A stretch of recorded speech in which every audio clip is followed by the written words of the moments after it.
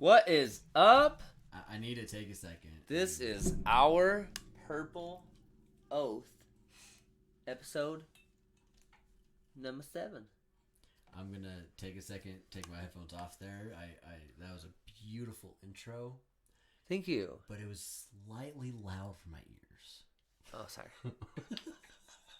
I'm sorry to anyone who is now bleeding from the ears and has to clean that up. We are back. We are back at you talking about how to stay to our oath that we have to work together in this world to achieve anything. Yeah, Because if the politicians tell us what to do, they're just going to keep disagreeing, and the only thing that gets done is nothing. And it changes every president. So I saw Tommy Lauren, it was Lauren Boebert, say on her Twitter the other day that she doesn't understand how a president can come in and totally dismantle everything that the prior administration did. Is it just me, or does that sound a little hypocritical? It is hypocritical. But it's typical for a new... Typical. What is she, a congressman? Congresswoman? Something like that. One of those things. I don't think she's a senator. I think she's a congressman. Congresswoman. I don't know what you call them. Sorry, I'm doing some research for this podcast as we're leading up to our sauciness. Oh, that's folks. okay. So, We're gonna take our whiskey break for everyone. We're gonna take and have a cheers for everyone. We're gonna take a 10-second break for you to grab your bottle of whiskey and your shot glass. And we are going to give a salute. Shout out to Proper 12. That's what I'm drinking. Shout out Conor McGregor. Devin's over here drinking some Old Forester. Both of them are whiskey. Mine's an Irish. His is a bourbon. So cheers. Cheers to everyone. Cheers to all of our listeners. Stay classy, San Diego.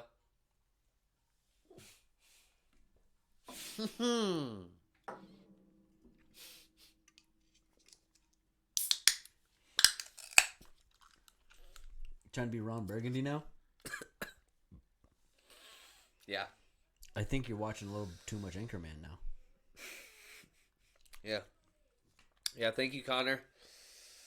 That's tasty stuff. Shout out Malibu, too. This is new stuff. Malibu Splash. A sparkling malt beverage. Oh, gross.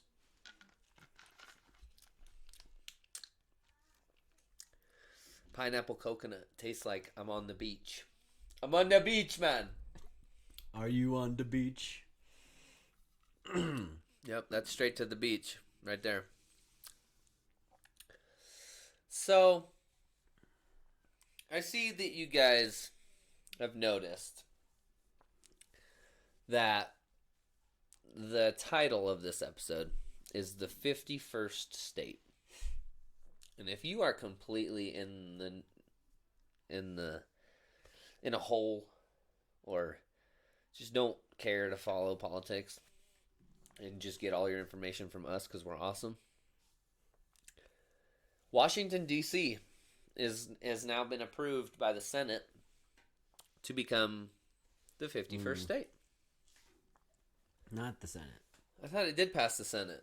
It passed the House.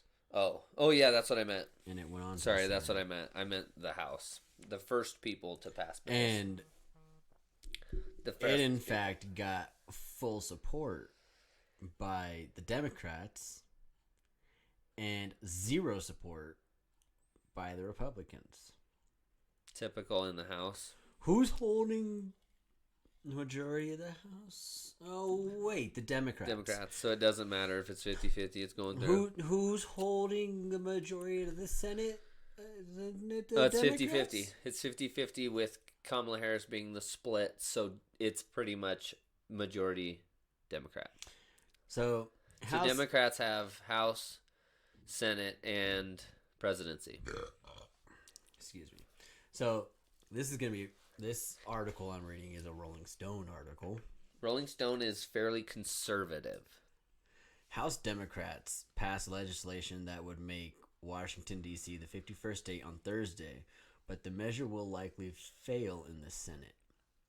The bill passed along party lines with a vote of 216 to 208, with no Republicans voting in favor. I wonder if that means that someone has already been outspoken that they will not support it on the Democratic side.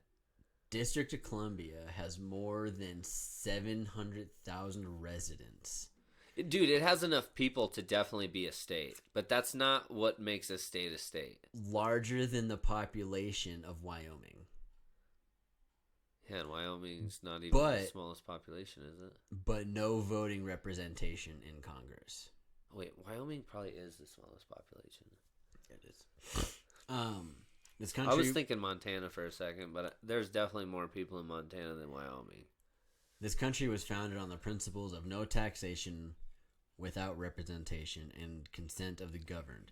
But D.C. residents are taxed without representation and cannot consent to the laws under which they, as American citizens, must live, said Eleanor Holmes Norton, who represents D.C. in Congress as a non-voting delegate.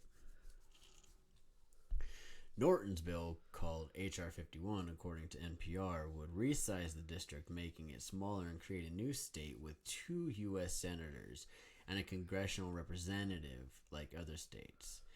If successful, the move would also produce the first state with a plurality black population.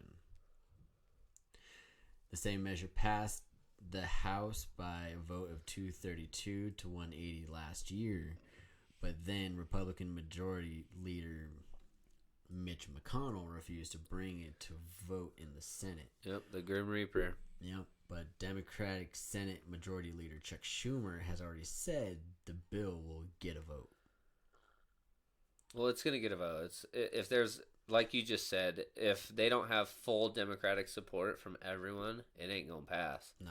And like you said, someone said it's unlikely, so that means someone has already been outspoken about it.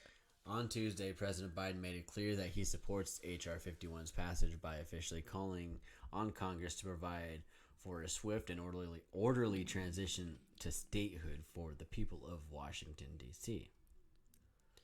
Unsurprisingly, Republicans aren't into it, calling the measure at a hearing on Thursday an unconventional power grab. I mean, if we kind of think about it, it is, because it's just adding two more. I mean, it is, DC, but if you think about it, Washington, D.C. would be Democratic ran.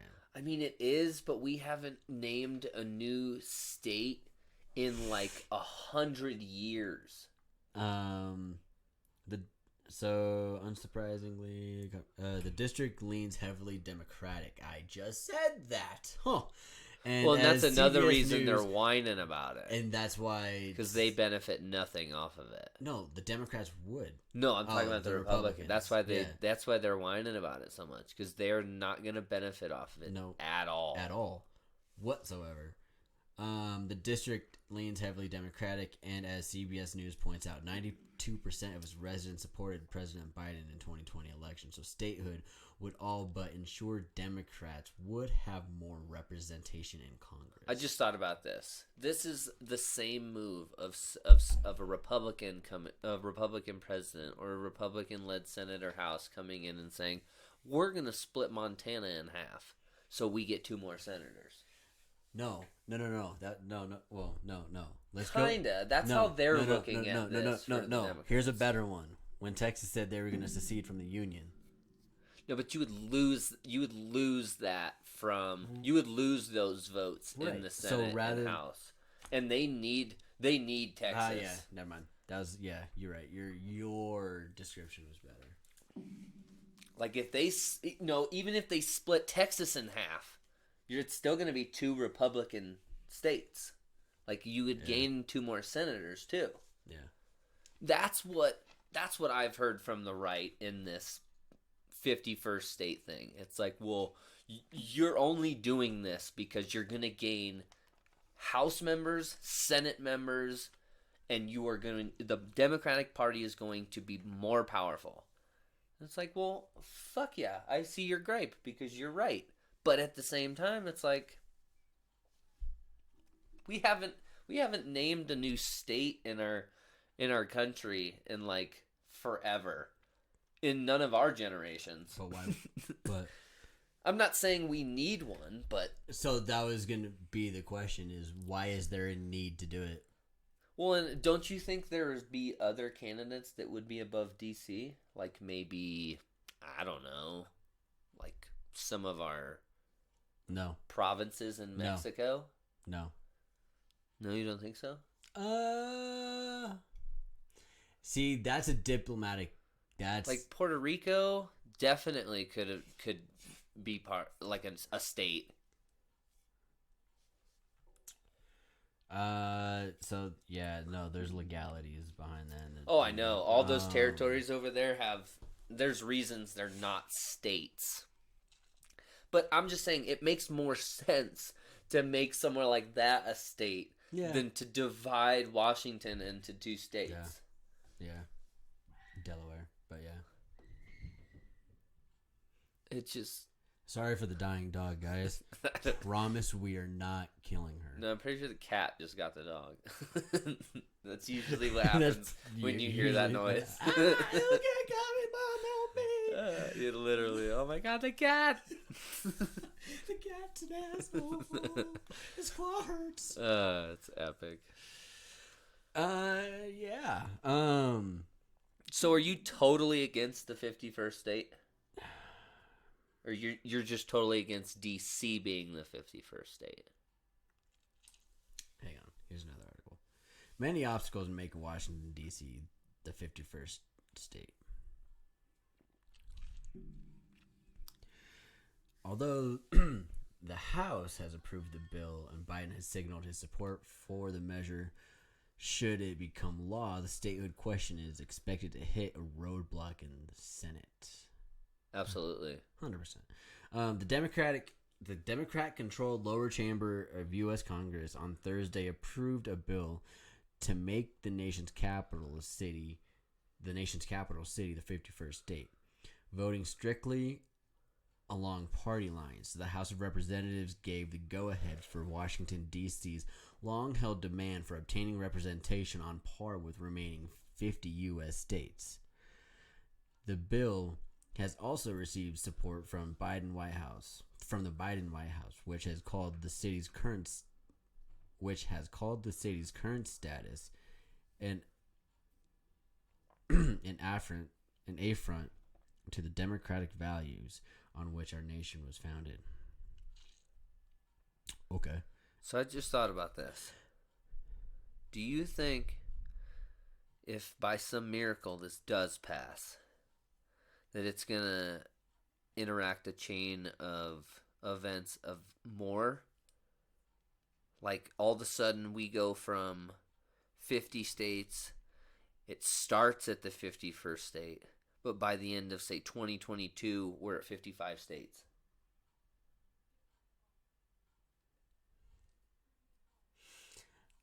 I wouldn't say by the end of 2022, but yeah, I see where you're going there. That though is like they get a taste for it and so, then are like, oh fuck, we gotta do this a bunch more. So what you're talking about like throws me along the lines of this theory that I stumbled upon, where World War III is supposed to be like this culminating thing for New World Order, whatever. North America, so Mexico, United States, Canada would fall under one corporation. So it turned into like a company. Yeah. And it would be God. I think I've heard you talk about this before. Yeah, and then so that like we would fall under like I think we were the Rockefellers found corporation. That's scary. So that yeah, no, there's it's an interesting rabbit hole for sure. Sounds like But a movie. It absolutely could. You should definitely write a movie script along those lines. So Sell the it process to to make DC the 51st state, we should however, sell it to Happy Madison too. Make a funny version, Right. like Idiocracy. a look at the city's history, demands for representation, and the political deadlock between Democrats and Republicans to explain why that is so. Why DC? Why is DC not a state?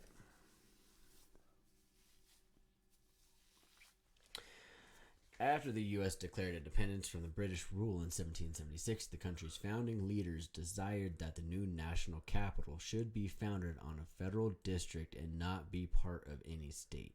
Who said that? Founding fathers. The country's founding leaders desired that the new national capital should be founded on a federal district and not be part of any state.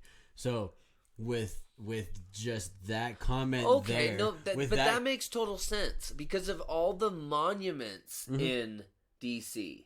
100%. They didn't want DC to have its own state. They wanted it to be it to be pretty much part of the government. Yeah. That makes sense. But now they're saying that, well, there's enough people in DC to where it doesn't matter about the monuments. It needs to be a state. They need to have their own say. They don't have it written on paper that there can't be 51 states. It is absolutely written on paper, though, that they did not want DC to become its own state. Right. The district, which was thus created, was named after the explorer Columbus and the city after George Washington, the first Which US that president. should definitely be changed. Christopher Columbus is a fucking monster. Was. Christopher, let's remember this too. He wasn't the first to he wasn't the first one to stumble upon the United States either. I know. Fucking trash education system. Anyways, since its founding, numerous legislative initiatives tried to expand representation for DC, but these efforts only gathered pace during the civil rights era of the late 1950s. In 1961, the 23rd Amendment to the United States Constitution was passed, giving D.C. residents the right to vote for president starting in 1964. See, that's bullshit. Since 1974... It's ridiculous. They weren't able to vote just because they lived in fucking D.C.? Yeah. The city has its own council and mayor, but continues to be under direct jurisdiction of the U.S. Congress. D.C. gets one member in the House of Representatives who has no voting power. In 1985, a constitutional amendment that would have given D.C. several rights of a full state failed. Another setback came in 1993 when the House of Representatives voted down statehood for the city's then 600,000 residents. Despite the delays, statehood remains an overwhelmingly unpopular demand among D.C. residents. In a 2016 referendum, 85% voted in favor of becoming a state. This is a long article. At that point, the people have spoken. 85% of the populace? That was then. I wonder what it is now. That was in 2016.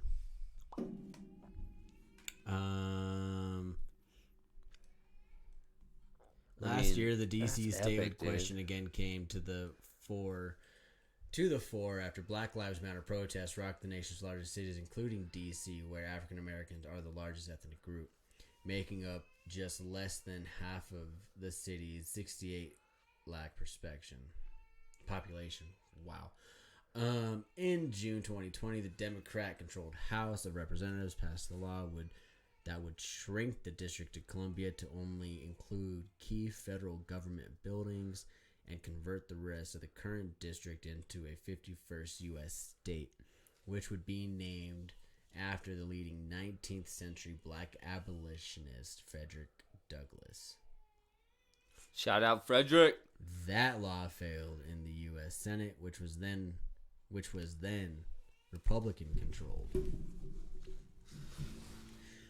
Another impetus came this year after right-wing activists sieged the U.S. Capitol on January 6th, when it was pointed out that city leaders did not have the authority to mobilize the National Guard like governors of full states can. H.R. 51, the new bill passed on Thursday, is identical to the one that failed last year. And what are the political challenges? These are the big ones, guys. For D.C. statehood to succeed, both chambers of Congress, House and Senate, would have to support the initiative, which would then require the approval of the U.S. president. In the November 2020 general election, the Democratic Party won control of all three, the House, Senate, and the presidency. Yes, they did. Yes, they did. Now, although the House has approved the bill and Biden has signaled his support for the measures, should it become law, the statehood question is expected to hit a roadblock in the Senate. In the 100-member upper house, the Democrats and Republicans are tied at 50 seats each. You said House? House. Yeah. Senate. Senate. The upper house. Yeah, and then Senate's got that's Kamala. Upper house is the Senate. And Biden's... So, in the 100-member upper house, the Democrats and Republicans are tied at 50 seats each, and Biden's party barely holds on the power thanks to the tie-breaking vote of Vice President Kamala Harris. Yeah. The Democrats' razor-thin majority makes it difficult for them to build consensus within their ranks in dealing with contentious issues such as the D.C. question. Yeah, one person jumps out of ranks and says, dude, I don't like this. Yep. It's done. Done ski. That's the same with the filibuster. They're trying to get rid of that, and a bunch of Democratic senators and House reps are like, I'm not voting for that. You guys don't understand. In 10, 20 years when the Republicans have this, it's going to be a fucking nightmare. It's funny because this goes into the filibuster. Yeah. Bit. Moreover, the Democrats could find their troubles in the Senate greatly amplified through the Republicans' resort to what is known as the filibuster, a rule unique to the American political system, which requires a supermajority of 60 senators to approve critical legislation. Which is, it's right. It's how you get bipartisan politics, is if you take away the filibuster. People are just going to be able to do whatever they want as long as they have a majority in said branch. It's just it's dangerous to get rid of the filibuster. But why do Democrats and Republicans disagree over D.C.? Because it doesn't benefit Republicans at all. It actually hurts them. Like, they lose, like, okay, this isn't set in stone, but let's be real. The 2 senators they gain are going to be Democrats. The 2 House reps they gain are going to be Democrat. Or no, they gain more than 2 House reps. They get 1. Oh, they only get 1? But it's a non-vote. But that's what I'm saying. It's all going to be Democrats. Like, it's going to hurt the Republicans. So, the principal reason why this entire process hits a hurdle is that both Democrats and Republicans are acutely aware of the impact that D.C. as a 51st state would have on the nation's legislative math. Yeah. Huh. Yeah, it's huge. Currently, it's huge. The Senate, the powerful upper house of the U.S. Congress, has 100 seats, 2 from each U.S. state, irrespective of its population. D.C. is believed to be Democrat-leaning, and the addition of its 2 additional seats to the Senate is expected to tip the scales of power in favor of the Democrats in the long term.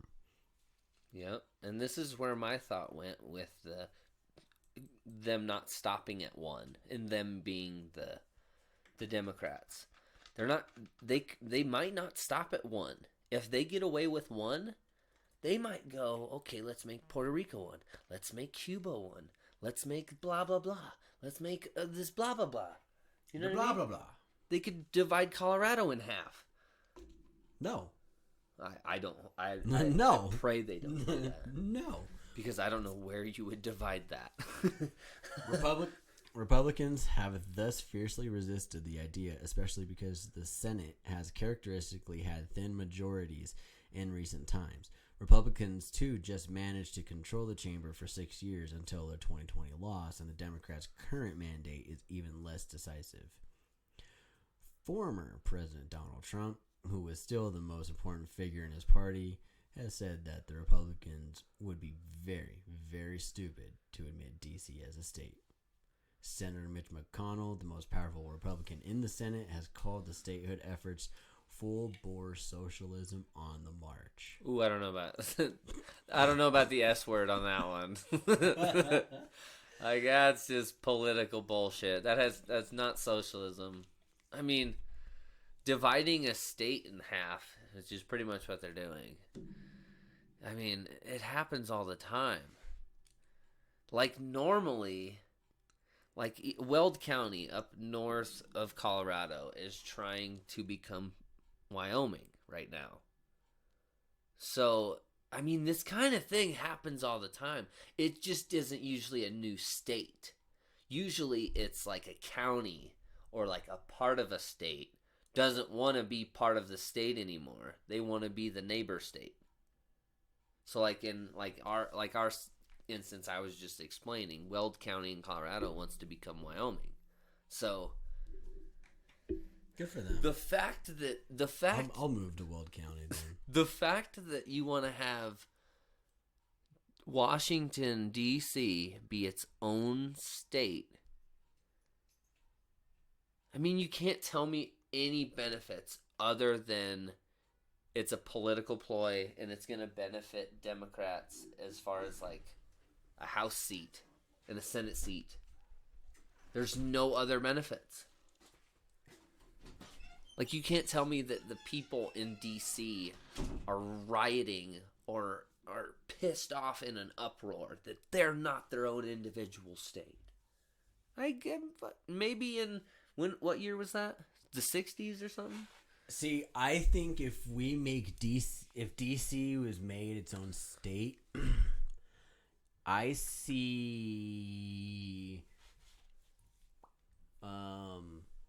our own version of the Vatican. Interesting. Going to like a one ruler kind of thing. And then such like a bureaucratical. Oh yeah, almost everything run by religion, pretty much. But they wouldn't be run by religion. Well, no, they'd be more of the monarchy kind of thing. Yeah, yeah. They would be their own. It would be their own system, obviously. But I just see it as a different system, like the Vatican. Man, that's descending backwards into like what we're trying to advance in. Kind of right. It's counterproductive, right? It's doing the exact opposite to what humans in the 21st century need to be doing. But wouldn't you kind of like, now that I said that, don't you kind of see that? I do see it, but fuck. That'd be so bad if it got that bad. And the only reason why I look at it that way... Well, and I go straight to extremes of like how the Vatican is now. The only reason why I even went to that example is because of Da Vinci Code and Angels and Demons with Tom Hanks. Love those movies. Fantastic movies. Exposed the shit out of fucking Hell yeah. churches. But... I loved those movies because they talked about religion from the other side, not the everything's hunky dory, angels in heaven side. They talked Nice. about the other side. And a lot of people don't want to talk about that when it comes to religion. But it's like you don't, like like Nate said earlier when we were sitting in the blind. He's like, we were hunting for turkey down in the blind, and he was like, I guess you have to have bad days hunting to appreciate the good days. No, 100%. And you need to appreciate those bad days. It's the same way. You have to appreciate the bad shit or you have to go through some bad fucking shit, or daily go through bad things. Not even daily. To be able to see these normal good things or like overly joyful things and it actually have an impact on you.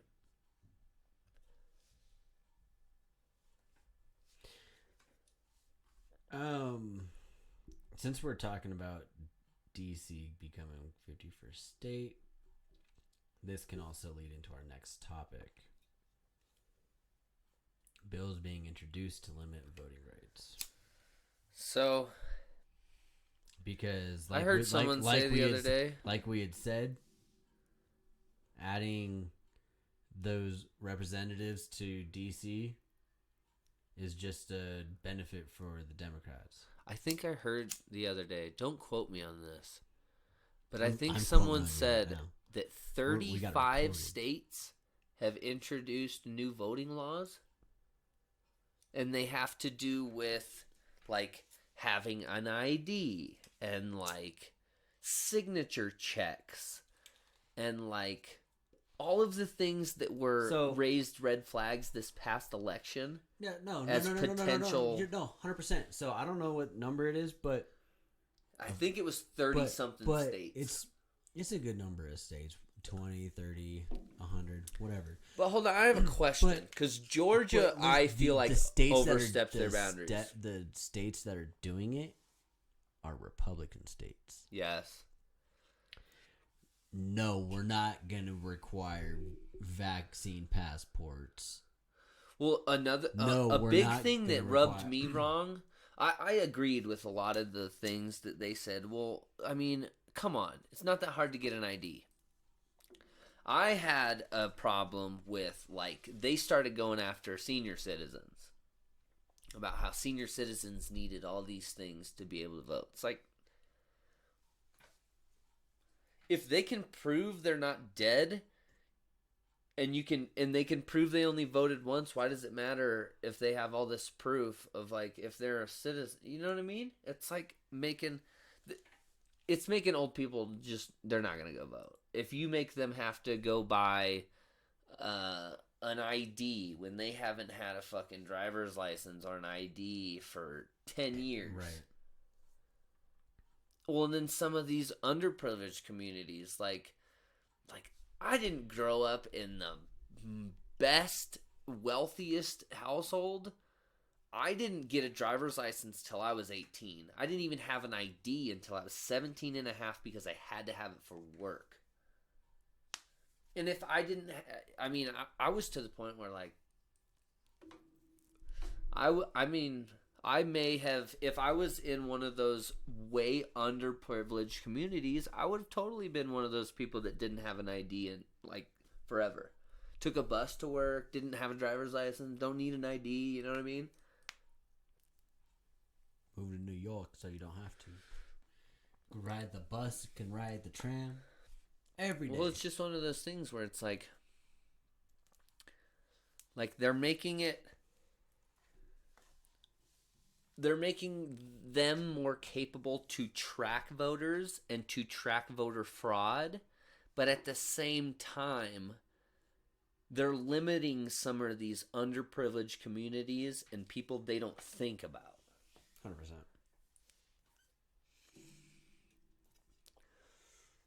A lot of people like when this whole topic's first surfaced and people were talking about, well, I don't understand why people have a problem with people having to have an ID to vote. It's like, well, first of all, why should you have to have an ID to be able to cast your vote?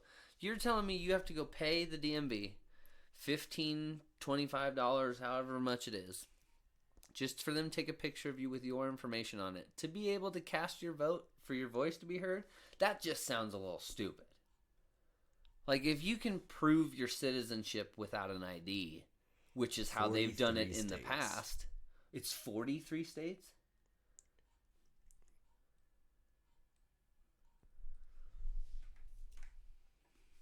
Yeah, I heard it on the radio the other day, and when she said the number, the lady I was hearing do the article, she said it, and it caught me off guard. Like, holy shit, that's a lot of states. That's like all of them. And GOP's national push to enact hundreds of new election restrictions could strain every available method of voting for tens of millions of Americans, potentially amounting to the most sweeping contraction of ballot access in the United States since the end of Reconstruction. Well, in a lot of those Republican states, they went after the fact that you'll never be able to do mail-in voting ever again. When southern states curtailed the voting rights of formerly enslaved black men, Washington Post analysis is found.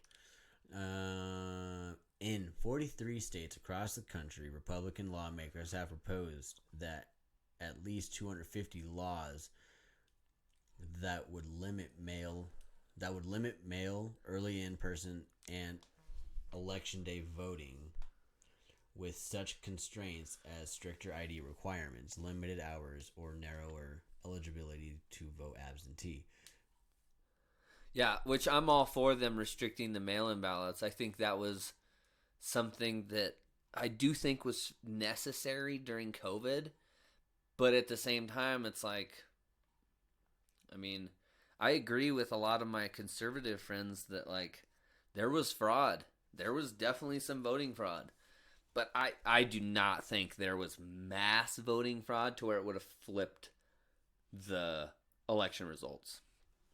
That's the thing, though, is when there's any... But we'll never know. Even if there was any sort of evidence, smallest inclination of voting fraud, it's supposed to negate all results. And yeah, but they have voting fraud almost every time. I was gonna say that there was so much bullshit going on with the election, anyways, and COVID, that there could have been election fraud on both sides. Like the people scrambling to get these mail-in ballots to their constituents, dude. You know it was mayhem because some of those states didn't get approved for mail-in ballots till like September, bro. That's like, dude, people are already putting in primary ballots, and like, people already know who they're voting for in September. 100%. Proponents say the provisions are necessary to shore up public confidence in the integrity of elections after the 2020 presidential contest, when then President Donald Trump unsubstantiated claims of election fraud convinced millions of his supporters that the results were rigged against him. But in most cases, Republicans are proposing solutions in states where elections ran smoothly, including in many with results that Trump and his allies did not contest or allege to be tainted by fraud. Oh, so a red state voted red and a blue state voted blue. And all the cities that they planned on voting blue voted blue. Right. And then they were butthurt when it happened. It's my God. Wait a second. Like, all the major cities voted Democrat because you guys voted against city us? people are majority liberal. The rush to crack down on voting methods comes after many states temporarily expanded mail and early voting in 2020 because of the coronavirus pandemic, leading to the largest voter turnout in more than a century. Yeah, and you know what's funny about this? Donald Trump beat Hillary Clinton by, was it 3 million? Something. Or no. Hillary Clinton beat Donald Trump by 3 million popular votes. Remember? Because Hillary was like... Popular vote don't matter. Hillary was like, I won. He just won the Electoral College. So it was funny when Joe Biden beat Trump by, what was it, 8 million votes or something like that? More than double. The changes reshaped both who turned out and how they voted, with an astounding 116 million people. 73% 73% of the electorate casting their ballots before Election Day, according to Post analysis. Damn. I heard that some Republican, I can't remember who it was. I can't remember if it was, I think it was a Senate Republican, said that he wants to go after the Electoral College and Yeah, I saw that too. I'm pretty sure he Dismantle it. even said defund. They want to dismantle it. Yeah. It's like, well, you do understand that if you dismantled the Electoral College, Hillary Clinton would have been our president, not Donald Trump. Donald Trump wouldn't even have won. Nope.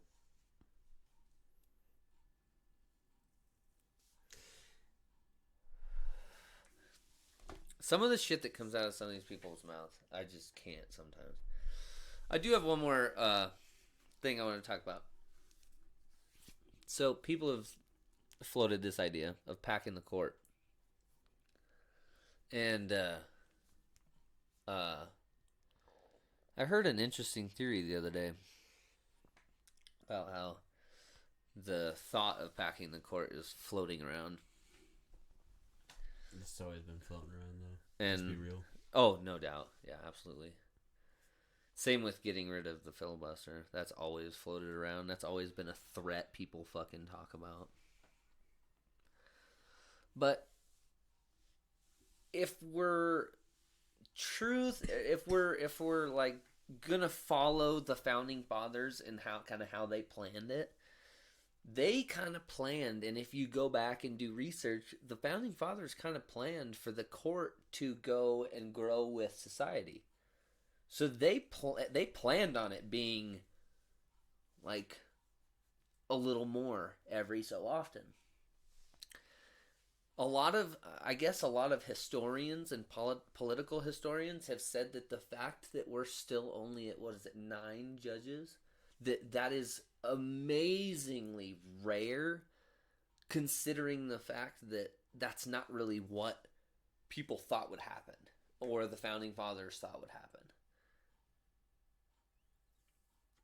The theory said that if the court grew with society the way it did throughout time, when it got to 9, they said something like we should be at like 13 to 15 judges right now.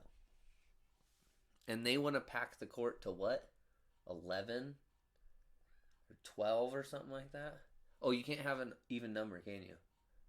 Yeah, no, it can't be even.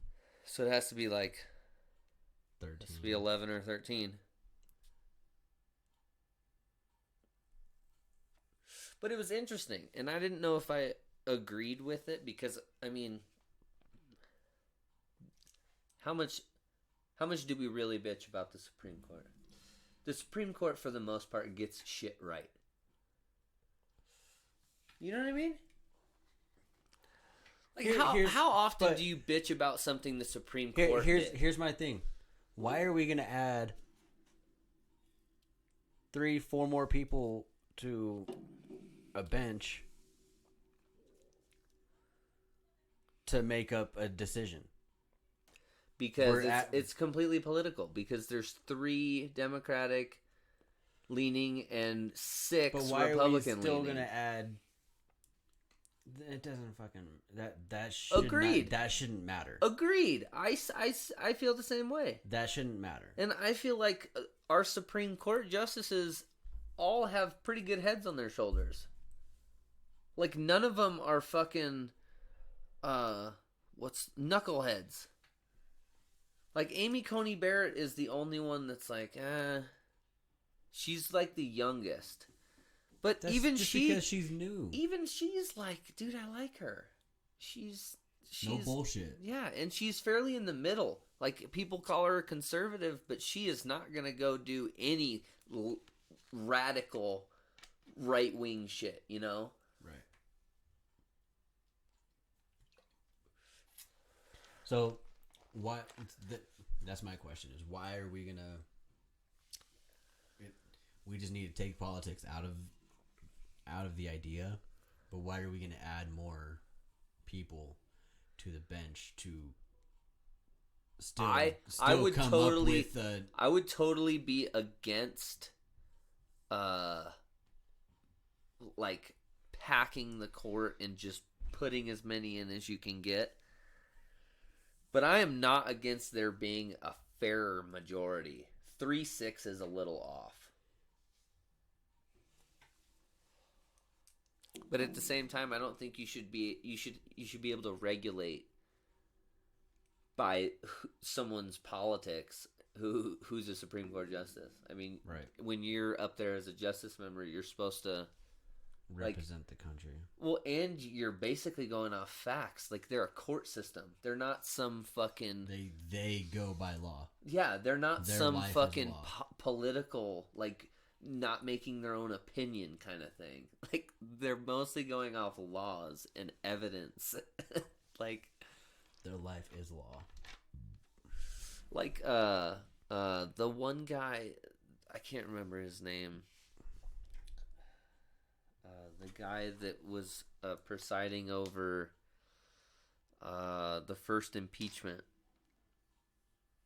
I can't remember, but that guy. He has turned out. He was put in and nominated for Supreme Court by Trump, and he turned out to be a fairly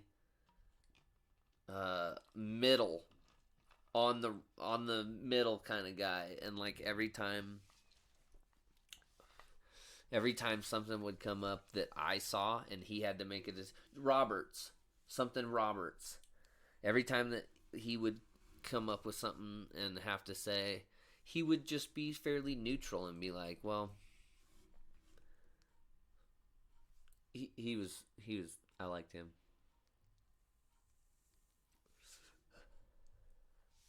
I think we need to do a lesson because we don't know our Supreme Court justice is. Something Roberts. He's a new guy. I know Amy Coney Barrett and then Justice Roberts. That's how I know him. I can't remember his first name. Should we talk about Maxine Waters and her? What did she do? I've seen her face all over the news, but I don't know what she did. She was the. Long story short, there was a protest that she was more or less engaged in. What? And had made a statement that they should get violent. Oh, Which- was this which a while then ago back in the Black Lives Matter protests? This happened like last week. Oh. Which then got 2 National Guardsmen shot. Hang on. Epic. Let me find National Guardsmen. Dang, I didn't even hear about this. Dang, Maxine Waters is in some trouble, huh?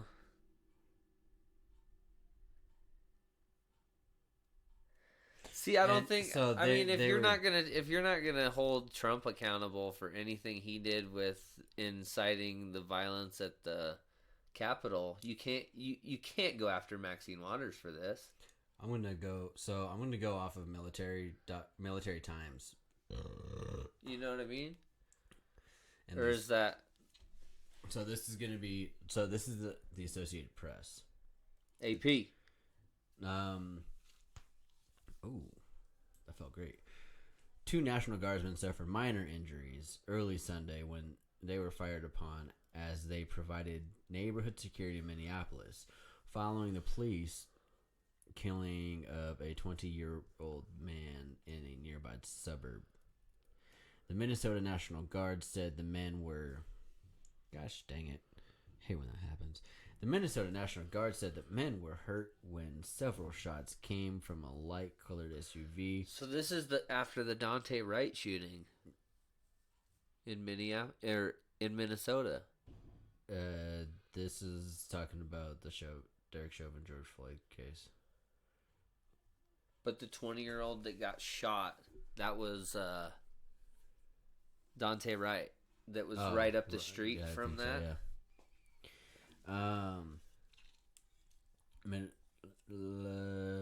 One was treated at a hospital for an injury for shattered glass. The other guard members' injuries were described as superficial. Okay.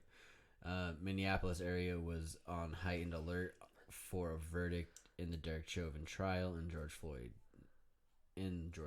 death, even before April 11th, when a police officer shot and killed 20-year-old Dante Wright in a traffic stop in Brooklyn Center. The city's police chief said he believed Officer Kim Potter mistakenly grabbed her handgun instead of her taser.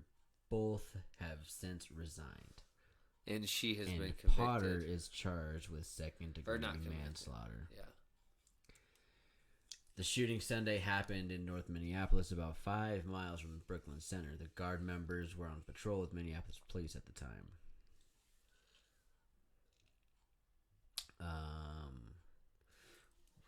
Why can't I?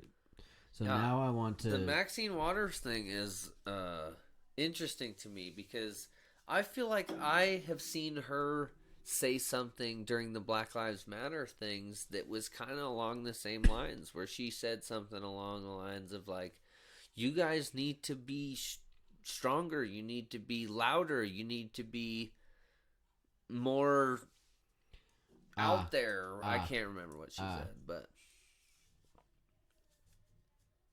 come on, load. We want to give a shout out to HughesNet. They are our internet provider out here in the woods. I'm surprised any of this works at all. I really do want to give a big shout out to them right now. Like, you guys make the teamwork and the dream work. Making it happen out here. Dang it, I had it too. Maxine Waters comments. Way off track. Maxine Waters says Derek Chauvin judge way off track for ripping her comments to protesters. So where's her comment? Maybe just these articles.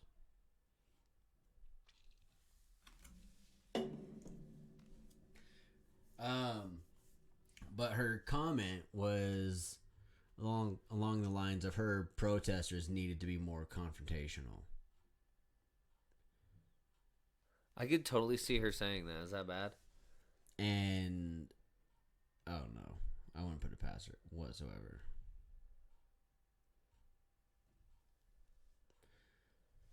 I just want it to load.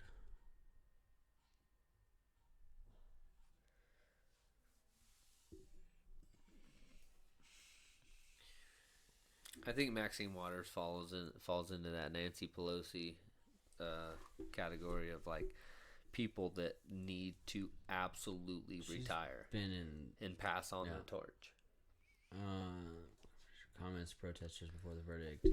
So, Representative Maxine Waters defended her get more confrontational comments to protesters before the verdict in the Derek Chauvin trial and rejected any notion that her words in Minnesota could be any grounds to overturn the ex-police officer's guilty verdict on an appeal.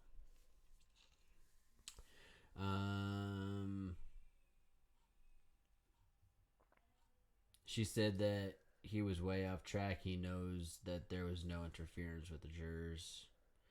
And to say that I'm going to cause an appeal really is not credible. That was her defending her statement, I guess. But yeah, so it was just one of those. She had made the comment that the protesters needed to be a little bit more confrontational. And then within the matter of hours, there were a couple National Guardsmen that were shot. Now, they were minor injuries, as I just read, but little sus to me. Yeah, no doubt. What you looking at over there? I am pulling up the how do I want to say this? The whole thing about Biden saying and promising that he is going to cut our greenhouse gas emissions by 50% by 2030. And you guys, I don't for some of you youngins that thinks 9 years is a long time, it is not. 9 years is gonna go by like that, and all of a sudden we're gonna be supposedly cut down to 50%. Now, I want to go through a couple things here. Let's Run 'em by me. like Devin. Let's realistically run out like. Let's first do oil products. Give me some oil products right now that we can get away from in the next couple years, realistically.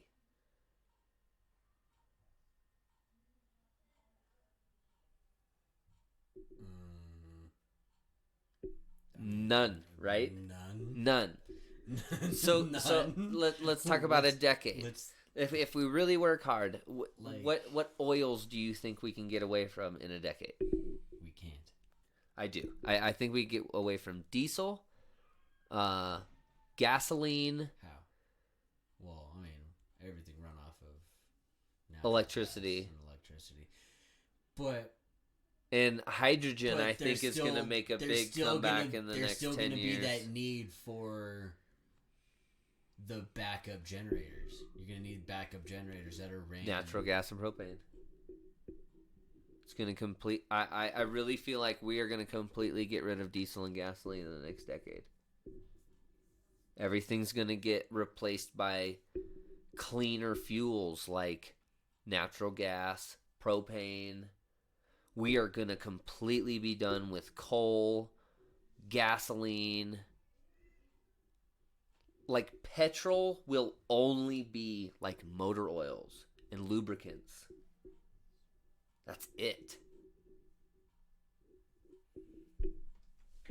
Like, I really think the death of petrol is upon us now. And it's scary to say because I work for the propane industry.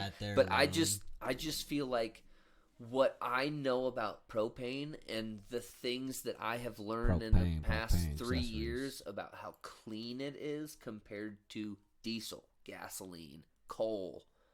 I mean, it's like it's not cleaner than natural gas. Natural gas is the cleanest. Propane is a byproduct of natural gas. You have to have natural gas to get propane. But propane comes off of natural gas naturally, and it's still flammable, so they burn it and use it. And it burns clean. So it doesn't emit as much greenhouse emissions. And you gotta think, majority of houses run on gas. They run on either propane or natural gas. I'm going to tell you right now, I have lived in a house that was all electric baseboard heats. That's how you heated the house. I'm telling you right now, when you have 1,100 square foot house, that's fucking tiny. And then you get a $500 a month electric bill. You ain't looking at green all of a sudden. You're looking at like, wait, this is supposed to be like the new thing, everything electric? Fuck you. This is dumb. So there's things people don't think about, like the whole thing about let's go green. Yes, it sounds great, but it's not affordable yet. See, we're not ready for that kind of. Yeah, it's switch. not affordable yet. It's not affordable. We're not ready for that kind of switch in the economy. Our grids aren't up to date yet to handle everyone to go electric. Like, our grids will fucking fail, and it will be our own fault. We can't even blame China that China EMP'd us, because that's what everyone says is going to happen. No, we're just going to not update our grid so much that we're going to overdo their $2.9 trillion infrastructure bill. Needs to get pushed to that. Did you hear about the windmills they want to build in the ocean? They already do. Did you hear about all the windmill farms Biden wants to do in the ocean? They already do. Well, Biden approved a whole bunch more, I guess. Do dumb. They work really good or something? I mean, you can catch pretty good jet stream, but... Dude, I imagine right there on the coast of an ocean. I've been to the ocean multiple times. The wind gets pretty epic down there. I've never been through a hurricane or nothing, but I've been down in Texas and Florida when there was some pretty good rainstorms, and I'm telling you what, if it got any worse, I'd have thought we were in a hurricane. Hang on. I'm waiting for Department of Energy's page to load for me. Oh yeah, that's like I was trying to get the White House page to load for me for Biden's green, or what he said at the summit he held. Types, sizes. I said power generation, you dummy. Turbines, applications, learn more. You didn't tell me anything that I wanted.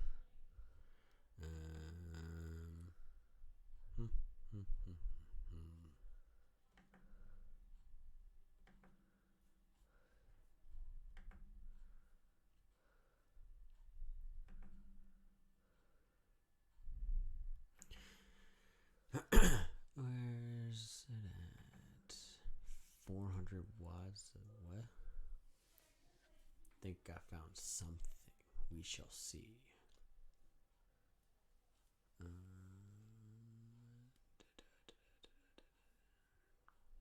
What is that? I'm trying to see how much energy wind turbine produces. That infrastructure bill is full of random ass shit. So sizing small wind turbines. A small wind turbine used in residential applications typically range in the size of 400 watts to 20 kilowatts, depending on the amount of electricity you want to generate.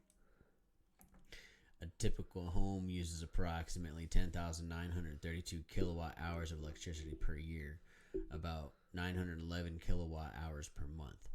Depending on the average wind speed in the area, a wind turbine rated in the range of 5 to 10 kilowatts would be required to make a significant contribution to this demand.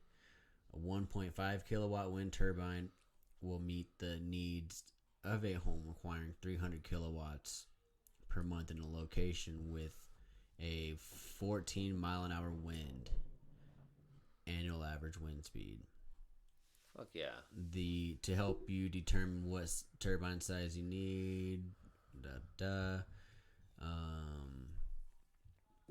Yeah, I heard right-wing media talking about these windmills out in the ocean to be this dumb, stupid fucking idea. But literally every time I've ever heard anyone talk about green energy, it costs more to decommission a windmill than it does to commission one. They'll figure out some way to recycle those things. What if they catch on fire? Yeah, that's no bueno. Have you seen some of those things explode? Dude, some of those videos are awesome. Freaking epic. Fucking awesome. I feel bad for the farmer whose field it fell in, but fucking cool. What are you thinking, bud? You got more to tell us? No, I mean, we can keep going down the rabbit hole, but it's about that time. It is. Yeah, it's about that time. I appreciate everyone being with us. You guys are amazing. Tell us what you think of our Purple Oath. We want people as passionate as us about keeping it real, keeping it, what do you say, keeping it together. We got to stick together. We got to talk to each other. When your mama told you there's things you don't talk about, and it's politics, religion, and whatever the fuck else they told you, politics is now being taken off that list. We have to talk about politics, or else you get shit happening now to where anytime you bring up politics in front of your friends or your family, someone gets their feelers hurt because we can't get along. So, let us know what you think. Yeah. It's not easy growing up. Never mind. I wasn't ready. Never mind. I was going to play We're in This Together, but We in this together. we're in this together. All right, we appreciate y'all. Take it easy. Let us know what you think. Subscribe, comment. We out of here. Twitch, YouTube. We appreciate everything you guys have been through with us. But we're fucking out of here for the night. Peace out.